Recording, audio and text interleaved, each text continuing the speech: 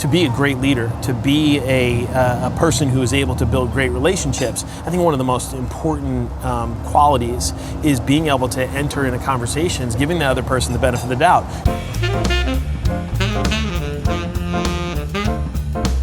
You have no idea what their baggage is. Like, what is what are they carrying into the conversation? And so, a lot of times over the years, I've seen people that jump to worst case scenario. Immediately, they put this person on full blast, right?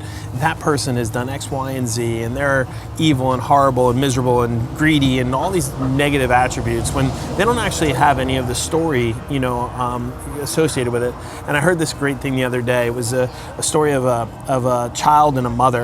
From someone who I learned from, and what he was talking about was this little kid was in the kitchen and he was holding two beautiful apples, and he was thinking about having a snack, and his mother walked in and saw the kid holding the two apples and said, can I have one of those apples? And the kid, kind of with a naughty look, looked at both apples and looked at his mother and decided, I'm gonna bite one, and he looked dead in his mother's eyes and he bit the other one.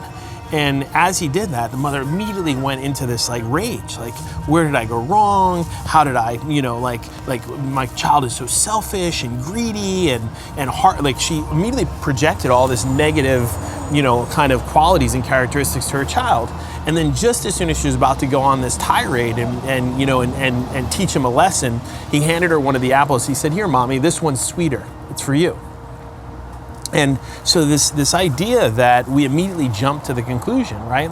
Maybe that person's taking the sip because they want to make sure that your wine isn't poisoned, Maybe that person made that, had good intentions. When you immediately jump to this place of there's all this negative intention with it, right? And I think a lot of times, what we have to do is get past our emotional knee-jerk inclination and think about what's the origin, what's the reason that this person is interacting with us this way.